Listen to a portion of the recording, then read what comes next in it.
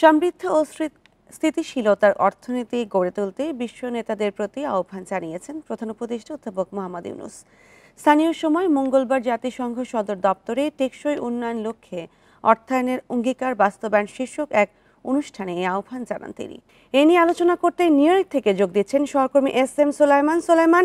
টেকসই উন্নয়ন লক্ষ্যমাত্রা পূরণে অর্থনৈতিক স্থিতিশীলতা নিশ্চিত করে কি ধরনের নীতি দরকার? বান্ডেল থাকলে প্রতি সেনমানিতে টাকা বাঁচবে। বিকাশ সেনমানি বান্ডেল কিনে জিতুন প্রতি লেনদেনে। প্রধান উপদেষ্টা আজ বুধবার আসলে অত্যন্ত ব্যস্ত সময় কাটিয়েছেন। জাতিসংঘের ৮০তম অধিবেশনে তিনি অনেকগুলো সাইডলাইন মিটিং এ অংশ নিয়েছেন। তিনি বৈঠক করেছেন।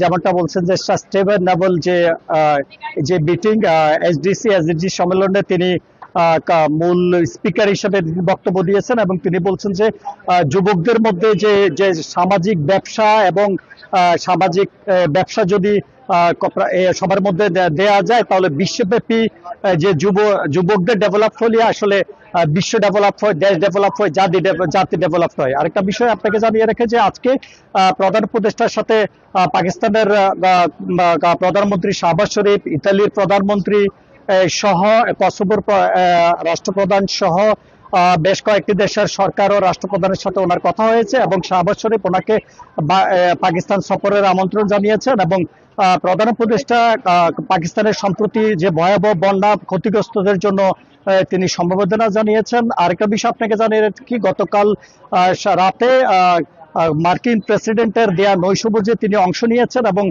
সেখানে মার্কিন প্রেসিডেন্টের সাথে তিনি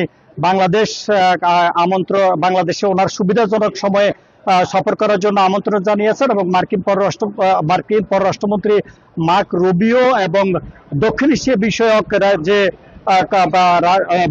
বিশেষ দূত তার সাথে সাক্ষাৎ হয়েছে এবং মার্কিন প্রেসিডেন্টকে তিনি আগামী নির্বাচন সুষ্ঠু এবং বাংলাদেশের যে বর্তমান পরিস্থিতি এবং বাংলাদেশের যে গত 14 মাসে ওনার সরকারের নেওয়া যে সংস্কার বিষয়ে তিনি অবহিত করেছেন এবং পাশাপাশি আরেকটা বিষয় আপনাকে জানিয়ে রাখি যে প্রধান উপদেষ্টা আজকে কিন্তু ইউএস বাংলাদেশের যে বিজনেস কাউন্সিল অর্থাৎ যুক্তরাষ্ট্রে প্রতিষ্ঠিত যে ব্যবসায়ীরা যারা ইন্ডাস্ট্রিয়ালিস্ট তাদের সাথে তাদের যে ইউএস বাংলাদেশ বিজনেস কাউন্সিলের সাথে তিনি আজকে মধ্যাহ্নভোজ করেছেন এবং সেই সময় তিনি প্রধান উপদেষ্টার সাথে যে বিভিন্ন রাজনৈতিক দলের যে নেতৃবৃন্দ এসেছেন তারা যোগ দিয়েছেন, বিএনপি, জামাত, এনসিপির যে নেতৃবৃন্দ এসেছেন তারা যোগ দিয়েছেন এবং ওনার সাথে ওনার রাষ্ট্রীয় অতিথি যারা রয়েছেন তারা যোগ দিয়েছেন এবং বাংলাদেশে